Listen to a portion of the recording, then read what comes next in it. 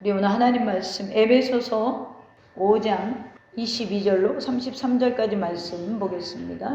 아내들이여 자기 남편에게 복종하기를 죽게 하듯 하라. 이는 남편이 아내의 머리됨이 그리스도께서 교회의 머리됨과 같으니 그가 더 복종을 주시니라. 그러므로 교회가 그리스도에게 하듯 아내들도 범사에 자기 남편에게 복종할지니라.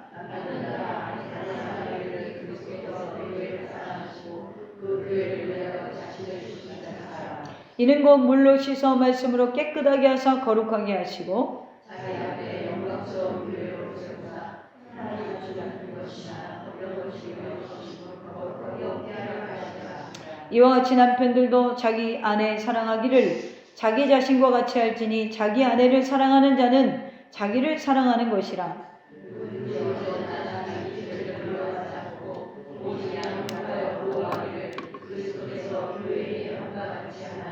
우리는 그의 몸의 지체입니다. 그러므로 사람이 부모를 떠나 그의 아내와 합하여 그 이는 부자가 될지. 이 비밀이 그도다. 나는 그리스도와 교회에 대하여 말하노라. 그러나 너희도 각각 자기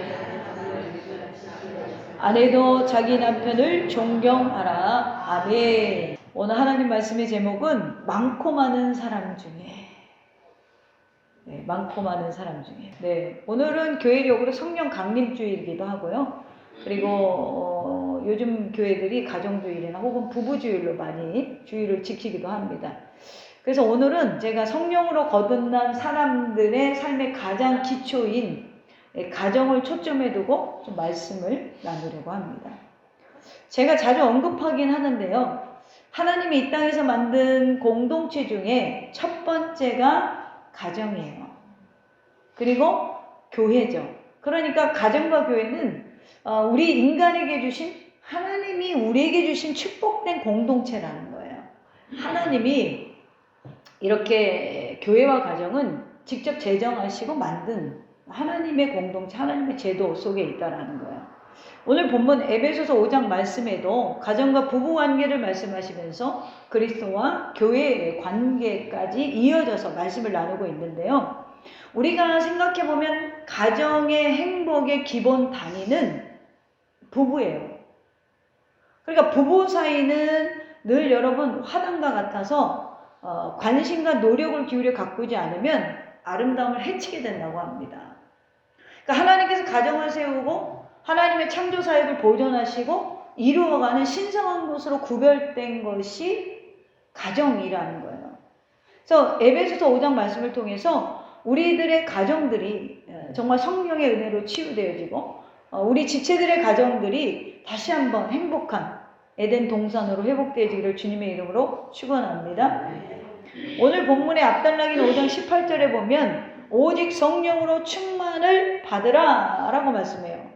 자, 이 말씀은요 계속성 문장이고 명령형입니다. 그러니까 성령 충만은 받아도 되고 안 받아도 되는 게 아니라 반드시 성령 충만함을 받아야 되고 늘 충만한 상태를 유지해야 된다라는 거예요. 그래서 이 가정의 행복 기본 단위인 부부 사이도 원만하고 행복하려면 뭐가 있어야 된다? 성령의 충만한 상태를 유지하도록 충만함을 지향하는 삶을 살아야 된다는 거예요. 우리가 성경을 읽을 때 에베소서의 특징이 뭐냐면 5장 15절부터 성령 충만함 받은 사람의 특징을 이야기하는데 그 첫 번째가 지혜 있는 자. 그래 뭐예요? 17절에 보면 주의 뜻이 무엇인가를 이해하는 자가 지혜로운 자고 그걸 이해하지 못하면 어리석은 자고 또 18절에 보면은 성령이 충만함을 받는데 그것이 뭐에 비유를 하고 있냐면 술 취함에 뭐예요? 비유를 하고 있어요. 술 취하지 말라. 너희는 성령의 충만함을 받으라. 그러니까 성령 충만하다는 건 뭔가 취한 상태와 같다라는 거예요. 여러분 우리가 살아가면서 정말 아이들이 말 안 들으면 참기 힘들고 정말 남편이 말 안 들으면 참기 힘들고 아내가 내 뜻대로 안 움직여주면 굉장히 찾기 힘들잖아요. 그때 우리가 필요한 게 뭐냐면 술 취했을 때 현상이 뭐예요? 내 의지대로 잘 안 된다는 거예요. 성령 충만하면 내 의지대로 참아주고 내 의지대로 그 사람을 사랑하는 게 아니라 성령께서 도와주신다는 거예요. 그래서 우리의 가정에는 뭐가 필요하다? 성령님이 필요하다는 거예요. 할렐루야. 성령님을 모시기를 주님의 이름으로 축원합니다. 그 성령이 여러분 가운데 가셔야, 여러분의 가정 가운데 중심이 되셔야 여러분과 하나님, 나와 하나님 사이의 관계도 아름다워지게 가꾸어질 뿐 아니라 가정도 아름답게 가꾸어진다라는 거예요. 그래서 주님이 이 부부가 성령 안에서 어떻게 해야 아름답게 가꾸어지는지 법을 주셨어요. 우리 이 땅에 태어나서 우리나라 대한민국의 헌법을 지켜야 되잖아요. 하나님의 자녀로서 하나님은 항상 이렇게 하면 너희가 이렇게 될 거야. 회복될 거야. 치유될 거야. 어디 가서 여러분 머리 디밀고 기도받는다고 치유되는 게 아니라 하나님이 이미 법을 주셨다라는 거예요. 그 법이 무엇이냐? 오늘 말씀 제목이 많고 많은 사람 중에, 여러분 많고 많은 사람 중에서 너와 나를 만나게 하신 하나님을 믿습니까? 많고 많은 사람 중에 하나님께서 내 부모를 주심을 믿습니까? 많고 많은 사람 중에 내 자녀를 태어나게 하심을 믿습니까? 여러분 많고 많은 사람 중에, 여러분 이 정말 죄악이 간영한 점점 악해지고 무르익어지는 세대에 우리 살아가고 있잖아요. 우리가 가정을 지키고 삶을 지킬 수 있는 원리, 오늘 성경이 뭐라고 하냐면 성령의 충만함을 받은 사람들은 첫째로 아내가 남편을 사랑하는 법에 대해서 이야기하고 있어요. 아내가 남편을 사랑하는 법은 뭐죠? 22절로 23절에 보니까 아내들이여 자기 남편에게 복종하기를 주께 하듯 하라. 이는 남편이 아내의 머리됨이 그리스도께서 교회의 머리됨과 같으니 그가 바로 몸의 구주시니라. 여성이 아주 싫어하는 성경 구절이에요. 예전에 제가 성경 몰랐을 때 목사님들이 성경에 뭐라 그랬어? 남편에게 복종하라 그랬잖아. 그러면은 앉아가지고 기분이 나쁘더라고. 왜 복종하라는 거야? 이제 결혼 전에도 이렇게 설교, 이제 목회신앙이니까 이게 설교 듣잖아요. 뭐 저렇게 얘기하셔. 요즘 시대 저렇게 말하면 큰일 나는데. 막 이런 생각이 좀 반감이 굉장히 셌어요. 그래가지고 제가 성경을 잘 모를 때는 이 본문 갖고 설교를 잘 안 했어요. 기분 나빠서. 근데 제가 말씀을 깨닫고 나니까 이 본문이 그렇게 은혜가 되는 거예요. 할렐루야. 여기서 우리가 기억해야 될 단어가 뭐냐면 아내의 태도에 복종이라는 단어를 썼다는 거예요. 그게 기분이 좀 나쁘잖아. 어감이. 22절에 보면 복종하라. 여기 복종에 해당하는 헬라어 히포타소라는 단어는 그 앞에서 자신의 권한이나 의지를 내려놓는다라는 거예요. 그러니까 남편 앞에서 내 권한이나 의지를 내려놓는다라는 거예요. 또 죽게 하듯 하라 이렇게 돼 있어요. 22절 끝에 보면. 여기서 우리가 오해하지 말아야 될 것은 막 밥을 왕에게 차려주듯이 만찬을 차려주라 뭐 이런 한국적인 정서가 아니에요. 나는 우리나라 권사님들 참 힘들었을 것 같아. 예수님도 섬겨야 되고 집에 가면 또 겨야 되고. 예전에 어르신들이 좀 그런 게 있었잖아요. 근데 그런 정서가 아니에요. 바울이 말하려는 것은 아내가 남편에게 이렇게 복종하라는 거예요. 우리가 주께 복종할 때 이렇게 주님 앞에서 자신의 의지를 내려놓고 그 말씀 앞에 순종하고 복종하라 라는 거예요. 그러니까 우리가 주님 앞에 순종할 때 어떻게 합니까? 내 권한이나 의지를 내려놓고 그 말씀 앞에 우리가 순종하고 복종하잖아요. 그것처럼 남편과 아내의 권한으로 해석하는 게 아니라 23절에 보면 더 이상한 말을 해요. 몸은 머리의 통치를 받듯이 남편이 아내의 머리 됨이라 알아요. 그래서 오늘 바울이 하려는 말이 뭘까요? 이 본문에서 진짜 핵심은 뭐냐면 부부의 원리를 교회와 그리스도의 관계에서 배우라는 거예요. 교회가 예수님을 섬기듯이 아내가 남편을 섬기라는 거예요. 12첩 반상을 차려주라는 얘기가 아니에요. 이 설교 듣고 가가지고 복종하라 그랬는데 밥도 안 차려줘? 남자들이 이러면 곤란해. 이따 후회할 거야. 왜냐면 남편이 아내 사랑하는 법도 할 거거든. 이런 마음으로 여러분 앞에서는 12첩 반상을 사줬는데 속으로는 하나도 남편한테 동의 안 하는 여자들 꽤 많습니다. 여러분, 우리가요, 가정이 이루어지는 모든 일에 하나님의 간섭이 있음을 믿어야 돼요. 누가? 성령 받은 사람들이죠. 그러므로 배우자 만난 것이 후회되는 것은 그리스도 밖에 있을 때의 일이지, 그리스도 안에서는 입에다 재갈 물고 욕하면 된다, 안 된다? 안 된다. 그리스도 안에 있는 사람은 이런 생각이나 말을 이제는 버려야 돼요. 오늘날 참 제가 설교하기 힘든 것 중에 하나가 교회에 싱글이 많잖아요. 그러니까 부부 설교하기가 쉽지 않아요. 힘들 수 있거든. 여러분, 요즘에는 싱글 교회가 따로 있어요. 아세요? 거기 목사도 싱글이래요. 제가 그런 얘기를 들었어요. 아예 싱글만 나오는 교회가 있다는 거예요. 불편하지 않게. 오늘 본문 할 필요도 없죠, 그 교회는. 그런 교회까지 생기는 이 시대에, 그리고 또 이혼 가정도 많고 조부모 가정도 많고 한부모 가정도 되게 많아요.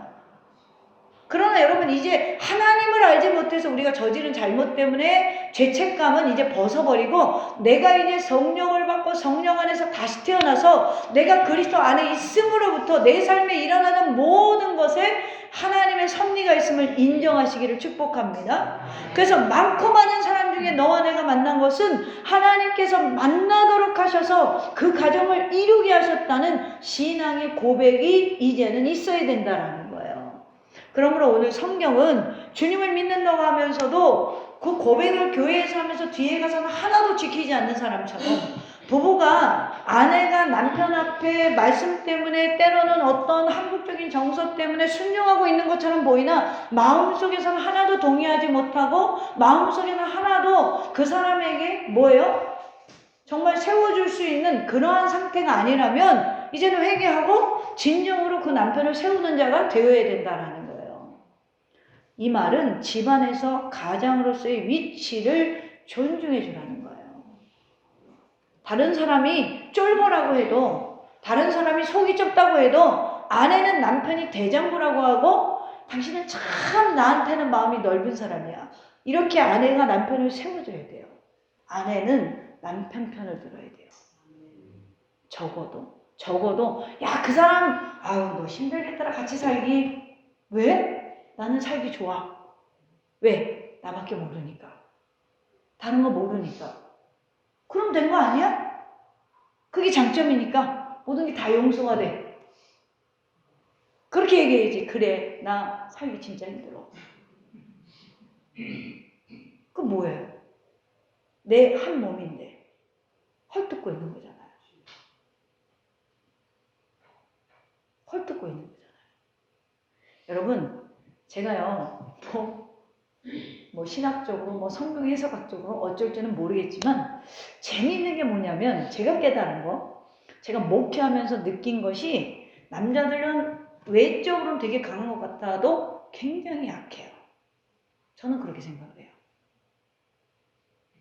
우리 원로 목사님이 하는 말이, 목회하니까 세상 약한 게 남자라는 거예요. 느끼는 바가 있으면 그렇죠. 이 덩치만 크고 키가 크지 약해요. 그래서 왜 저렇게 약하고 멘탈들이 약할까?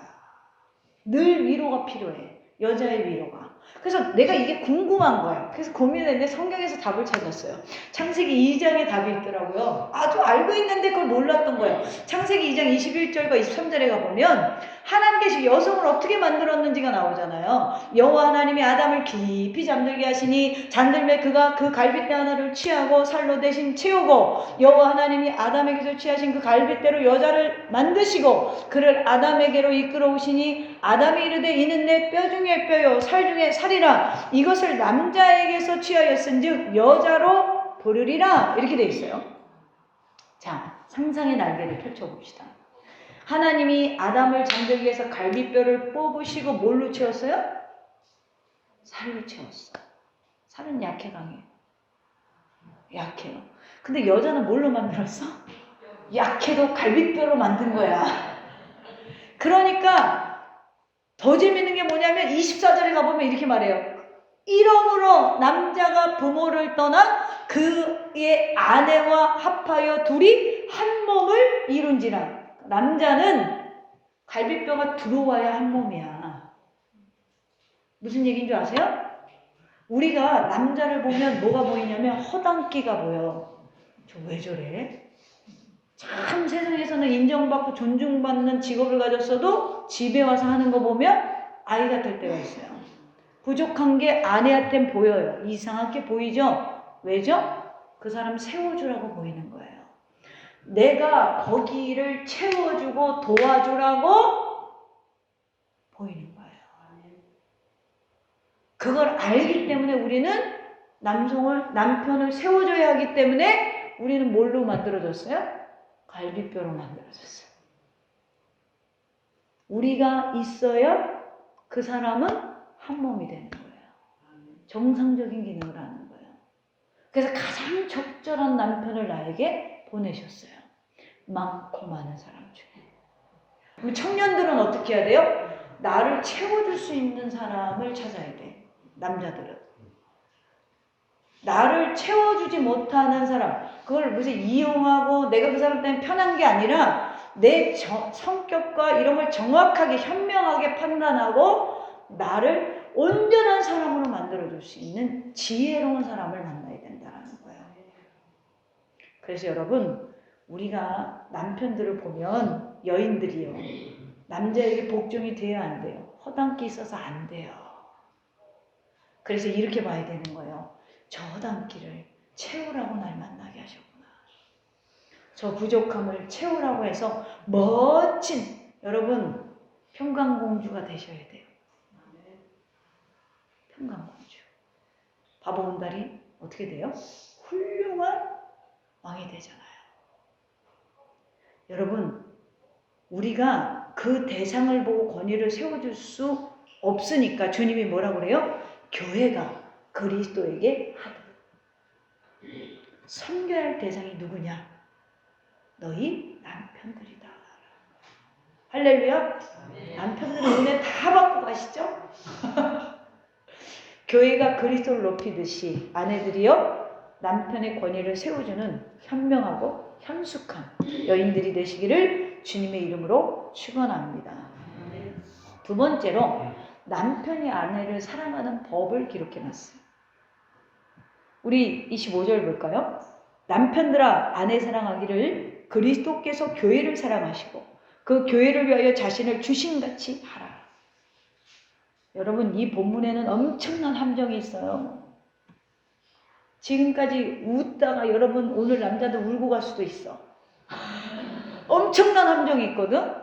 아내는 남편에게 복종만 하라고 하지만 이 소리 하려고 무려 22절과 24절, 21절부터 할애를 했어요. 근데 남편은 핵심 엑기스로 짜놓아서 한마디 하고 있어요.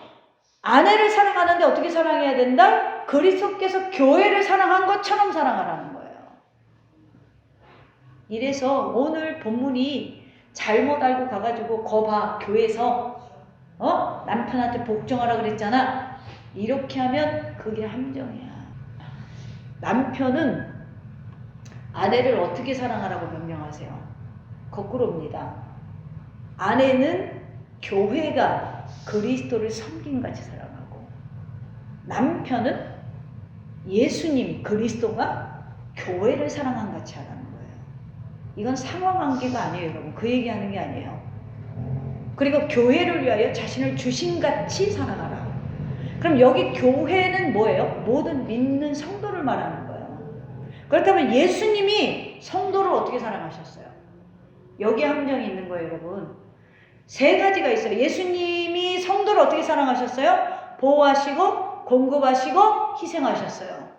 예수님이 우리를 보호하시고 우리에게 영원한 생명을 공급하시고 그 영원한 생명을 주시기 위해서 사랑하사 주셨다라는 거예요. 뭘요? 자기의 살과 피를 우리를 위해서 내어주셨다라는 거예요. 그러니까 가정의 권위는 언제 세워지냐면 예수님께서 우리를 구원하시기 위해서 하는 행위를 닮을 때 세워진다.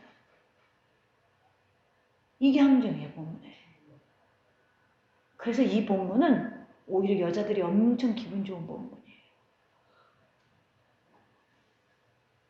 끊임없이 구원을 주시기 위해서 끊임없이 생명을 공급하신 같이, 그 공급을 위해서 자신의 몸을 희생하신 같이 가족을 위해서 나를 내어줄 때 가정의 권위가 세워진다.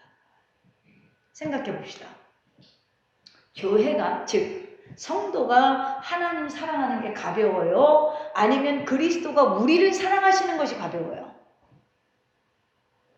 성도가 하나님 사랑하는 게 가벼워요. 아내들이 남편 사랑하는 게 훨씬 가벼워요, 여러분. 성경적으로 보면 남편이 아내 사랑하는 것이 훨씬 더 무게 있고 어려운 길이에요. 여러분, 그리스도는요 완전한 사랑을 하시기 때문에 그를 본받는다는 사랑은 가볍지 않아요. 그가 우리를 위해서 하늘의 보좌를 버리시고 이 땅에 오실 때 그 마음, 내가 내 아내를 위해서 희생하고 헌신할 수 있는 그 마음이 남편들에게 있을 때 남편의 권위는 자동적으로 세워진다. 남편들이 아내를 사랑할 때 교회를 위해서 자신을 내어준 같이 그런 삶을 살아내지 못하면 아내에게 권위를 인정받기가 쉽지 않다는 거예요. 일단 결혼을 했으면 여러분 주님이 원하는 건 책임질 수 있어야 돼요. 누구를? 먼저 아내를. 자녀는 그 뒤야. 근데 우리나라는 이상하게 이 부부관계보다는 서양은 부부가 먼저거든요. 우리나라는 부모 자식이 먼저예요. 가족 구성원이. 그렇지 않아요. 성경은 가족 구성원의 기초는 부부예요. 그래서 여러분 나이가 어느 정도 사회에서 그냥 직장 생활 하시고 어느 정도 이루어 놓으면 50대 후반쯤 되면 대부분이 그래도 우리나라는 뭐 그냥 평범한 직장 생활을 했다면 중산층은 돼요. 그러면 이제부터는 뭘 해야 되냐면 자녀 걱정은 주님께 맡기고 지지난주 뭐라고 그랬어요? 자녀를 주님께 버리라고 그랬죠. 버리시고 부부를 생각해야 돼요. 우리가 어떻게 노년에 봉사할까? 우린 크리스찬들이니까 하나님을 기쁘시게 할까? 어떻게 하면 우리가 하나님 안에서 살아갈까? 이 고민을 하고 노후를 만들어가는 아름다운 가정들이 돼야지. 그때도 요즘에 캥거루족이 너무 많잖아요. 다 외과 수술한테 가가지고 캥거루 주머니 잘라내야 돼. 그건 자녀를 위하는 게 아니에요. 독립적이게 만들어주는 게 오히려 자녀를 위하는 거예요. 스스로 살아가기 위해서. 스스로 살아가기 위해서. 근데 주님이 원하시는 건 뭐예요? 남편이 아내를 사랑할 때 교회를 위해서 자신을 내어준 같이. 때로는 그러니까 이런 말이에요. 가족을 부양하기 위해서 그들의 삶을 공급하기 위해서 내가 하고 싶은 걸 포기할 수 있어야 돼요. 왜요? 주님이 하늘 보좌를 버리시고 내려오셨잖아요. 내가 가졌던 배경도 버릴 수 있어야 돼요. 배경도. 내가 뭐 했는데 젊어서 내가 뭘 배웠는데 여러분 이거 입으로 얘기하다가 뭐 밤새죠. 이거 의미가 없다는 거예요. 이것조차도 가족을 위해서 희생할 수 있어야 돼요. 때로는 우리가 하나님이 주신 직분 중에 남편이라는 직분이 뭔가를 좀 포기하도록 만들 때가 있다는 거예요. 가정 때문에. 이것이 바로 희생이라고 우리가 쓸 수 있죠. 왜 오늘날 우리가 가정들이 깨지냐면 하나님이 원하는 자리에 못 있는 거예요. 여자는 남편을 이기려고 하죠. 이거 하나님이 원하는 거 아니에요. 남편은 가족을 위해서 희생하지 않으려고 해요. 이것도 하나님이 원하는 자리가 아니에요. 내가 하고 싶은 것을 하는 것이 가정이 아니라 그들을 보호하고 공급하고 희생하는 자리가. 내가 남편 등골 빼는 게 아니라 내가 남편을 세워주라고 있는 자리. 그것이 우리가 하나님이 원하는 창조적인 부부관계의 가장 기초 질서라는 거예요. 예전에 제 동기 중에 아주 애들이 어렸을 때 애기들 때 이혼을 했어요. 이혼한 이유가 들어보니까 기가 막혀. 결혼하고 보니까 이 남자가 월급날만 되면 안 들어와. 어디로 갔냐면 당구 치고 있는 거예요. 내기 당구. 그리고 맨날 맥주 마시고 당구 치고 다니면서 생활비를 안 주더라는 거예요. 그러니까 이 여자가 나가서 일을 하죠. 그러다가 나중에는 이 남편이 어떻게 됐냐면 안 들어오더라는 거예요. 계속. 그래서 가서 봤더니 애들이 시끄러워서 내가 직장 나가야 되는데 시끄러워서 잠을 잘 수가 없으니까 혼자 원룸 얻어갖고 살고 있더라는 거예요. 너무 기가 막히잖아. 그래서 이혼을 했어요. 그분이 그때는 예수님을 몰랐는데 그래서 어떤 이혼을 하고 아이들을 키우게 됐어요. 여러분 이렇게 되면 원래 약하게 만들었잖아요. 여성을. 그러니까 이 약한 여자는 세상에 나가서 뭐 해야 돼요? 돈 벌어야 돼. 그러면 어떻게 될까요? 남성이 견뎌야 되는 걸 하니까 여자가 강해지고 중성적이게 돼요. 지금 시대가 그렇게 됐죠. 남자가 하는 일을 여자가 하고 이런 차별이 없는 시대. 그래서 여성이 조금 중성적이게 되고 남성은 좀 더 여성적이게 돼요. 우리가 이런 시대에 우리가 살아가고 있어요. 그래서 여러분 어머니가 혼자 키운 자식들은 그 엄마가 간을 좀 떼달래도 떼줘야 돼. 왜? 너무나 힘들게 나를 키운 거거든요. 남자와 여성의 역할을 혼자 다 감당했기 때문에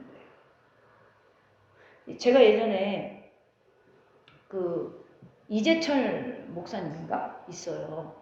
그 성함이 정확히 맞는지 그분이 간증한 것도 되게 은혜 받았는데 그분이 어느 날 제네바에서 이제 청빙을 받았는데 가고 보니까 월급을 한국에서 받는 건 3분의 1밖에 못 주는 거예요. 그 교회 재정이. 그런데 아들이 벌써 셋이야. 그러니 갈 수가 있나요? 거절을 했대요. 정중하게. 못 간다고. 그랬더니 1년 뒤에 또 그 제네바 교회 당에서 또 한인교회에서 연락이 왔대요. 목사님밖에 없어요. 기도했대요. 다음 후임자가 나타나지 않으면 하나님 내가 가는 걸로 내가 응답을 받겠습니다. 그랬더니 또 1년이 지나도 없더래는 거야. 그럼 어떻게? 가야지. 그래서 100만 원인가 얼마밖에 못 받는데 스위스가 얼마나 여러분 물가가 높아요. 그걸로 살 수가 없죠. 그래서 애들 3명과 아내는 집에 두고 한국에 두고 아내는 원래 그 교사를 하셨다고 그러더라고요. 그러니까 돈을 벌어서 아이를 키우고 1년에 한 번만 자주도 못 갔대요. 1년에 한 번만 휴근해서 애들이랑 가는데 제네바로 돌아올 때 공항에 나가면 첫 번째 1년차 들어왔을 때는 사랑스러운 내 아내. 두 번째 2년차 들어올 때는 좀 뭔가가 씩씩해 보이더래요. 아내가. 3년차 들어오는데 웬 장군이 들어오더래. 자기 아내가 장군처럼 변했다는 거예요. 3년차 들어왔을 때 그날 저녁에 교인 중에 식사 대접을 한다고 해서 모임을 나가는데 이 아내가 귀걸이를 평상시에 안 했는데 되게 화려한 귀걸이를 사갖고 와서 차고 탁 나가는데 혼을 내켰대요. 당신 내가 지금 여기서 사례금을 이렇게 작게 받는데 어렵다고 했는데 가가지고 이렇게 번쩍번쩍하는 귀걸이 차고 오면 되겠냐. 그러고 꾸지람을 줬다는 거예요. 아내를. 속도 모르고 꾸지람을 주셨대요. 그 목사님의 아내한테. 그래서 사모님이 아무 말도 없이 귀걸이 뺄게요 그러고 나서 모임을 갔다 와서 밤에 얘기를 하더라는 거예요. 여보 내가 귀걸이 산 게 내가 이제 이 당신 보러 오는데 대학로로 걸어가는데 좌판에 10,000원짜리 귀걸이들 짝퉁 있잖아요. 너무 예뻐 보여서 샀어. 산 이유는 이거야. 내가 여성성을 잃어가는 것 같아. 그래서 당신한테 이쁘게 보이려고 10,000원짜리 귀걸이 샀다는 거예요. 그 말에 너무 미안하더라. 그러면서 그 설교의 마지막이 이거예요. 아내의 여성성을 지켜주는 남편이 되라. 물론 우리가 형편에 따라서 맞벌이를 해야 될 수도 있고 내가 다 뭔가를 충족시켜주지 못할 수도 있어요. 그러나 따뜻한 말 한마디. 당신을 좀 헤아려서 그 사람의 고충을 헤아려서 이 정말 급성가진 사내의 남자 셋을 키우냐고 이 아내가 얼마나 힘들었을까. 이것을 이해하고 조금만 배려했다면 아내에게 상처를 안 줬을 텐데. 그래서 아내의 여성성을 지켜주는 남편이 되어라. 이게 저한테는 좀 여운이 남았어요. 사랑하는 남편 여러분. 나이가 먹고 세월이 흘러가면서 처녀 시절에 야리야리한 여성성을 잃어가고 목소리가 나보다 더 커진다면 내 아내가 어느 순간부터 거친 여장부로 보인다면 더 사랑해 주세요. 아내의 여성성을 잃지 않도록 더 사랑해 주세요. 그것이 오늘 부부간의 법칙입니다. 이 법칙은 어디까지 나아가야 돼요? 가정 속에 주님과 교회의 관계에 모형이 있다는 걸 기억해야 돼요. 우리 여러분 이 32절 볼까요? 이 비밀이 크도다. 나는 그리스도와 교회에 대하여 말하노라. 그러니까 결국에 21절부터 33절의 핵심은 지금 부부 생활을 이야기하는 핵심이 아니라 교회와 그리스도가 어떻게 연합되어지는지를 얘기하고 싶어서 부부 생활을 비유로 바울이 설교로 이야기하고 있는 거예요. 그래서 우리는 먼저 우리 가정에 예수가 필요한 걸 아시고 우리가 예수와 한몸된 것과 같이 세상 속에서 가장 치열하게 신앙을 지켜야 하는 가정에서 남녀가 온전한 연합을 이루어서 우리의 가정이 회복되어지고 살아나는 역사. 아내는 남편을 세워주고 권위를 인정해주고 남편은 아내의 여성성을 지켜주는 보호와 공급과 희생이 있는 삶. 그것이 많고 많은 사람 중에 하나님이 나를 택한 것과 같이 우리 가정을 택해서 만들어줬다는 사실을 잊지 말고 예수 안에서 회복되어지는 저와 여러분의 삶과 가정이 되어지기를 주님의 이름으로 축원합니다.